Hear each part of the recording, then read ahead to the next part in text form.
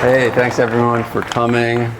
I want to thank Indian for getting me out here, put this great festival together. And I don't know if you're musicians or want to be in the music business, or you're on the music business, or are writers, but I'm really glad you're all here. I'm from New Jersey. I grew up in New Jersey. I kind of got everything going from there. I used to mow lawns when I was 12 years old. I knocked on someone's door one day, and his lawn was like really high, and I knocked on his door. I said, "You want your lawn mowed?" Because I used to mow lawns for $5 a pop. And he goes, "No, I do it myself." I said, "I don't think so." I said, "It looks a little long." He goes, "Oh, you know, like a smart ass." He goes, "No, I do it myself." I said, he goes, "I'll tell you what, if you mow my lawn for the season, I'll give you this camera." And he came out with this Bell & Howell Canon camera. And I looked at it like, I had no interest in camera photography at the time. And I said, "Wow." He's like, "Yeah, all right, I'll do it." After like 6 cuts, he gave me the camera, and I started playing around with it, taking pictures of my dog and my brother who used to ride motorcycles. And you know, I did that for a while. And that's kind of where I got the attraction to it. Like, I couldn't believe, like, I started developing pictures. I asked my 8th grade teacher if he would teach me how to do it. They had a dark room. So going into that, I don't know if anyone knows about the dark room these days, but it's like a magical cylinder. You go in and it's like you're in space, and you like go in there and you turn it, and you think you're on like Star Trek or something. So it was cool. Red lights, you put a piece of paper in a tray with water, pretty much, chemicals, D76, and then fixer to make it solid.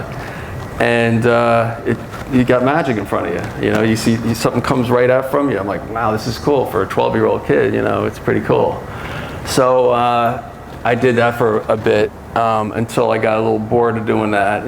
Taking pictures of your dog and your brother riding the motorcycle, and people wanting their picture and all that. Family events.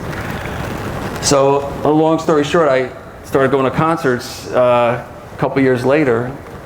It was 1974, Elton John played. I stuck my camera in. I'm like, I'm gonna go. It was Thanksgiving night, and me and my friend skipped out of Thanksgiving dinner early, hopped on a train, and we got on the train. We got in there. We got some cheap seats and stuck my camera in.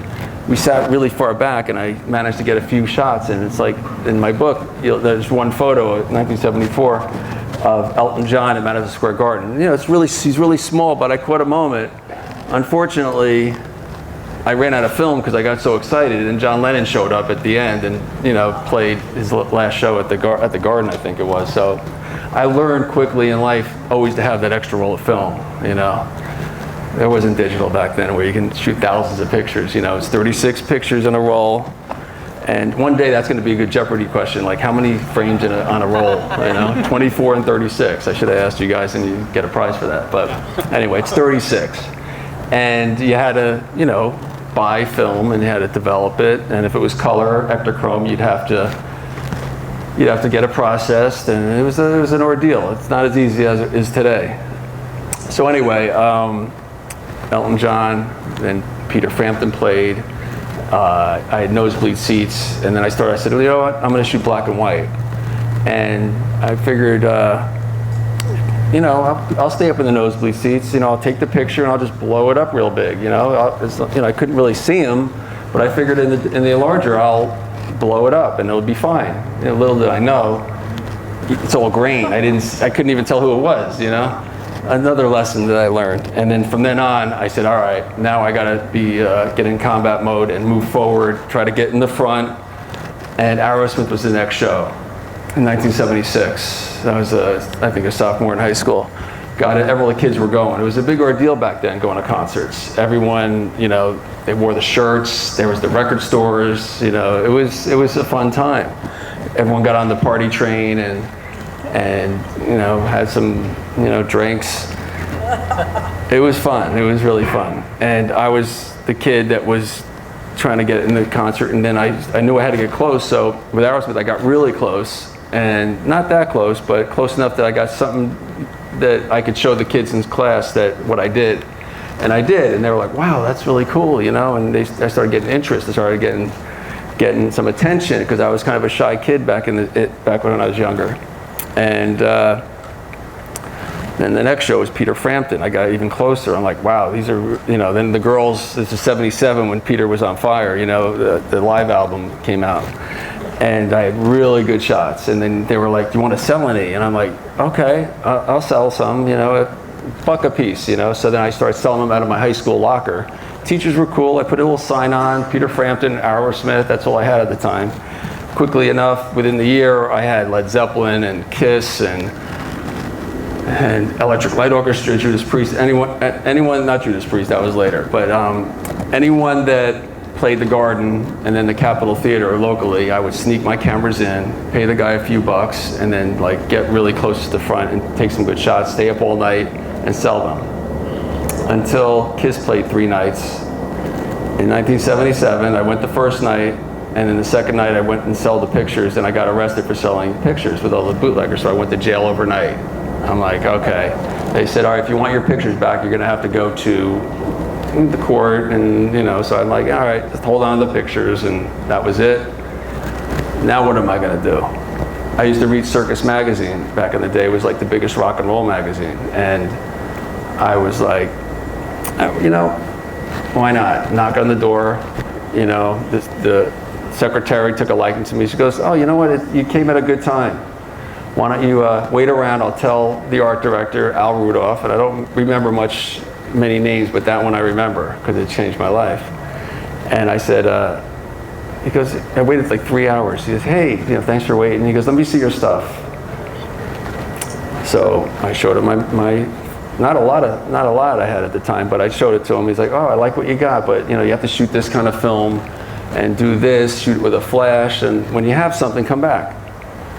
6 months later, Aerosmith, Ted Nugent, and Mahogany Rush played at the Giant Stadium, and I stuck my camera in, and I got some great shots. Now, at that point, Aerosmith wasn't really letting a lot of photographers in. It was their dark days, so they weren't really giving photo passes out.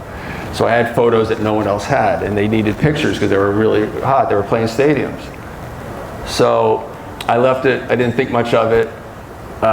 Maybe 3 months later, the secretary goes, Marianne, said, go to the newsstand. I said, why? She goes, just go to the newsstand and pick up the magazine. The Beatles are on the cover. It was the October 1978 issue. I went there, I looked at it, I flipped through, I looked at the table of contents. It said, Steven Tyler centerfold. And I'm like, okay. And it was a centerfold of Steven Tyler with my name on it, Mark Weiss. And that was like an experience that I'll never forget, to see my name on there. And then I kept going. There was a picture of Ted Nugent, a full page. And then all the other photographers that I looked up to at the time were in there too, but I had the biggest picture in the magazine. So I knew I knew I wanted more and more. And then they started using more pictures, and AC/DC was out there, and Ted Nugent. And I just got my picture in every issue, and they started getting to know me. A few months later, Van Halen played, or 6 months later, and they hired me to do an assignment to shoot the show. Did some pictures of Eddie Van Halen backstage, which you'll see up here. And I met them, and they were just starting out, and I got the ball rolling with that. Steven Tyler later on saw the photo in the magazine, and he liked it, so their management company, Lieber Krebs, said, Steven likes your photos, you want to do some other things. So that got that ball rolling, and to this day I still am very good friends with Steven and still work with him and all that. I try to keep my relationships. I don't want to say try, but I do keep my relationships until they tell me to go away. And you got to be a squeaky wheel. You got to know when to push the boundaries, and sometimes it works, sometimes it doesn't, but if you don't go, you don't know. If you don't say something to them, you just got to ask. You got to be that guy that because if you don't know, if you don't do it, you just got to try. I know nobody likes to be rejected. I don't like to be rejected, but I've learned you have to speak up. Sometimes it's uncomfortable. And these days, with the internet and with letters, it's a little easier. You can hide behind your words, and it kind of made me shine a little bit, because I can really get my thoughts out, where in person I had a hard time back in the day. But whatever it took to get where I got, it really worked for me. And people seem to take to me and trust me. And all I want to do, I'm just a fan. I just want to be around these guys and and be in the front, which is the best shot. And then when you can get on stage, that's even better. And when Steven Tyler says, Mark, get on stage, and he pulls you up, and you're feeling like, really? It's like, like he doesn't care because he wants the shot. It's kind of cool.